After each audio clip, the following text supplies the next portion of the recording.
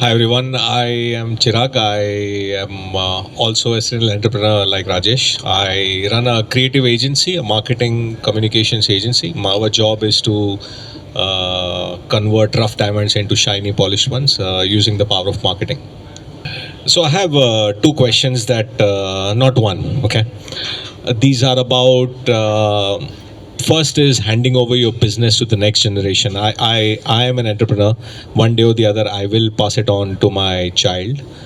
And I want to know what are the things you shouldn't do before you hand over something to your child as a succession. The second thing is lifestyle.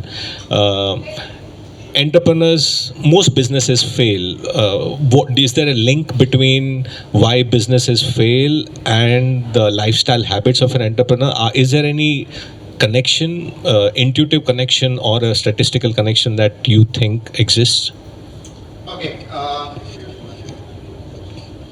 that's a nice two questions, Chirag. When I wrote this book, I've covered these chapters. Writing this book, the objective was clear. This book is going to be read by people who are not yet entrepreneurs.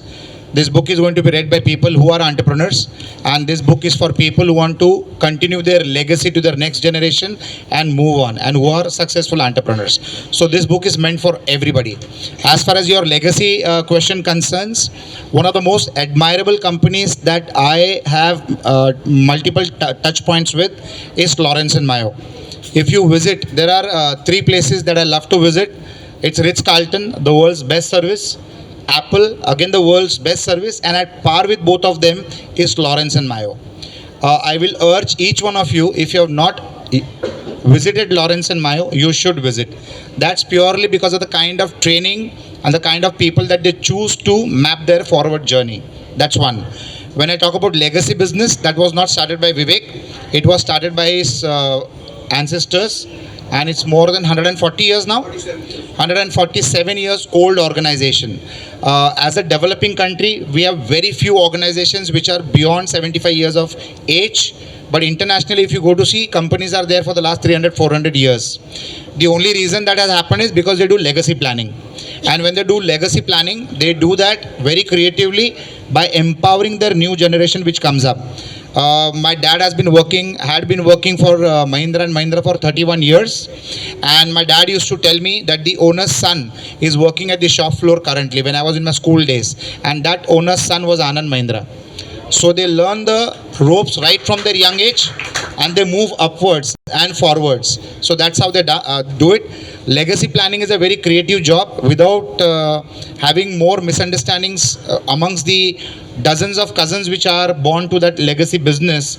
Maintaining the balance between them, it's all a great equation. There is a lot of sacrifice that happens because every member thinks that he's running the organization. So a lot of confusion and misunderstandings happen. I'm sure most of you should also sit down with Vivek and understand how that gets mapped out and panned out. But it's a lot of planning that takes into play. So that's my answer to legacy. The next question that you asked was? Okay, the lifestyle of an entrepreneur is critically important because Jaisa Raja Vaisi Praja. When you talk about Praja, it's not only the people who work with you as employees, but it's also your customers, it's also your vendors, and it's also your stakeholders, investors, and most importantly, the government. All these are the pillars of any organization. So, how an entrepreneur comes around, and the way we talk, the way we behave, and the way we fulfill the commitments that we give, that creates our personality in the minds of people. So how you are going to be seen in the minds of other people, a lot depends on how you deal with them. I love to say that एक कोई भी व्यक्ति का चरित्र जो है ये व्यवहार में पता चलता है. We might talk very good amongst ourselves, we might feed each other good food, we can have some parties together, but that does not define you to be a good entrepreneur. A good entrepreneur is seen when an actual transaction happens. What is the promise, what you deliver, and what is the proof that you have delivered your promise. So this is what the world demands, and today the world has become extremely transparent and very quick. We are living in an era of 1 degree of separation.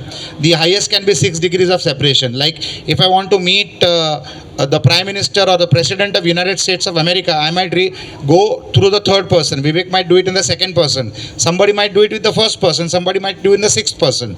So the degree of separation is become so close. That's purely because the world is networked. The whole world, thanks to technology, has become a very small village. So we really need to conduct ourselves well, and we are under a microscope all the time as far as we are concerned as a entrepreneur. You cannot have a personal life separate and professional life separate, because most of the times you keep bumping into people who are friends into business with us, or business who have become friends with us.